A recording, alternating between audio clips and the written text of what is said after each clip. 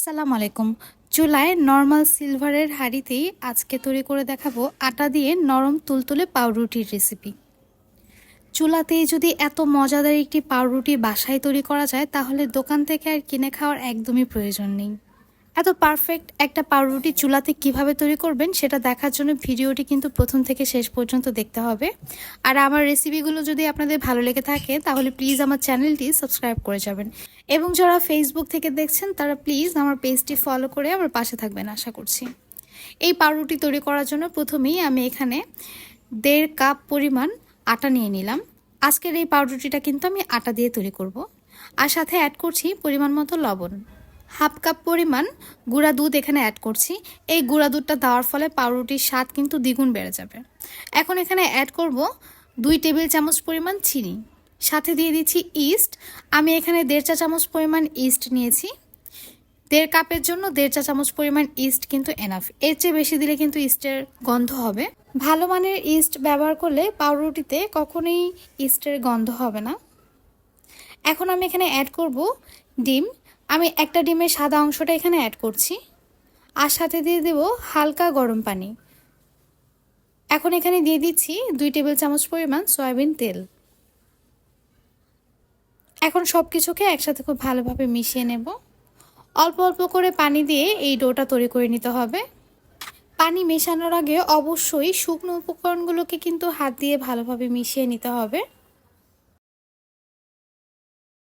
অতিরিক্ত গরম পানি দিয়ে কিন্তু ডোটা তৈরি করা যাবে না, আবার একদম ঠান্ডা পানি দিয়েও করা যাবে না।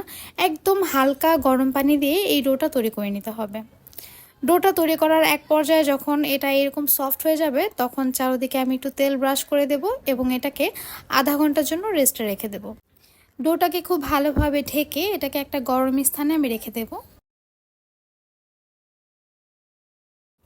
ডোটাকে আমি আধা ঘন্টা রোদের মধ্যে রেখে দিয়েছিলাম, আর এরই মধ্যে কিন্তু ডোটা ফুলে ডাবল হয়ে গিয়েছে।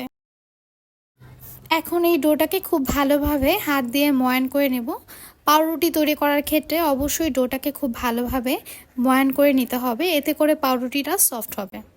ভালোভাবে ময়ান করার পর আমি এখন এই ডোটাকে 5 ভাগ করে কেটে নিচ্ছি। খেয়াল রাখবেন 5টা ভাগই যাতে সমান সমান হয়। এখন হাত দিয়ে এটাকে এভাবে রাউন্ড করে নেব। দেখতেই পারছেন আমি কিভাবে এই কাজটা করছি। এ পর্যায়ে আপনারা আপনাদের ইচ্ছে মতো এই ডোয়ের শেপটা দিয়ে নিতে পারেন, যেভাবে আপনারা পাউরুটিটা তৈরি করতে চান। তবে আমি যেভাবে দেখিয়ে দিচ্ছি এটা সবচেয়ে ইজি ওয়ে। এইভাবে করে প্রত্যেকটা ডোকে আমি রাউন্ড শেপ করে নিচ্ছি। এখন এই ডোগুলোকে আমি একটি স্টিলের বাটির মধ্যে নিয়ে নিচ্ছি। আর এই বাটিতে কিন্তু আমি একটু তেল ব্রাশ করে নিয়েছি। পাউরুটি যখন বেক করবেন তখন পাউরুটি বেক করার সময় এর নিচে কিন্তু কিছু দিতে হয় না, বেকিং পেপার অথবা কাগজ দিতে হয় না। সেক্ষেত্রে পাউরুটিটা কিন্তু চুলাতে বেক করতে অনেকটা কষ্টসাধ্য হয়ে যায়। আমি এখন এই রুটির ডোগুলোকে রেস্টে রেখে দেবো আরও 20 থেকে 15 মিনিটের মতো। 20 থেকে 15 মিনিট এটাকে ঢেকে রেস্টে রাখার পর এটা কিন্তু ফুলে ডাবল হয়ে গিয়েছে। এখন এর ওপর আমি ডিমের কুসুমটা ব্রাশ করে দিচ্ছি। ডিমের কুসুমের সাথে আমি হালকা একটু চিনি দিয়ে খুব ভালোভাবে মিশিয়ে নিয়েছি। আর এরপর এখানে আমি একটু তিল দিয়ে দিচ্ছি। আপনারা চাইলে কালো জিরাটাও কিন্তু এখানে অ্যাড করতে পারেন। রুটির ওপরে ডিমের কুসুমটা এভাবে না দিলে কিন্তু ওপরের কালারটা সুন্দর আসবে না।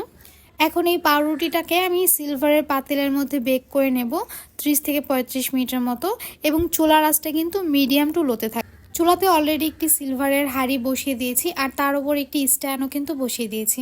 এখন এই গরম হাঁড়ির মধ্যেই আমি পাউরুটির ডোটা বসিয়ে দিলাম। এখন এটাকে সিলভারের ঢাকনা দিয়ে খুব ভালোভাবে ঢেকে দিতে হবে, যাতে করে একদম হাওয়া বের হতে না পারে। ঢাকনার উপর আমি একটি ভারী দা বসিয়ে দিয়েছিলাম যাতে করে ঢাকনা থেকে হাওয়া বের না হয়। 35 মিনিট বেক করার পর পাউরুটির ওপর দেখতেই পারছেন কি সুন্দর একটা কালার চলে এসেছে।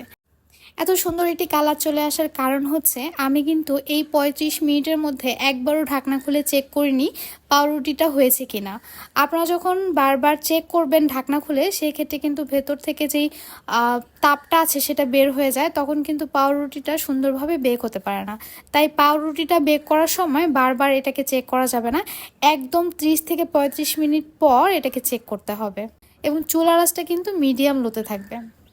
পাউরুটিটা চুলা থেকে নামিয়ে একটা সুতি কাপড় দিয়ে আমি এটাকে ঢেকে রেখেছিলাম যতক্ষণ না পর্যন্ত ঠান্ডা হয়ে আসে।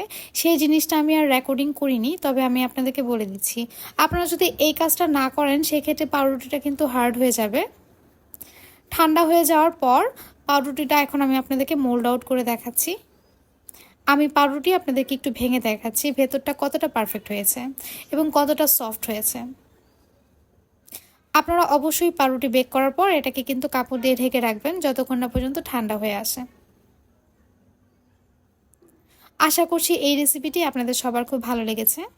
আর এই পাউরুটিটা কিন্তু ভীষণ সফট হয়েছিল এবং খেতেও কিন্তু দুর্দান্ত ছিল।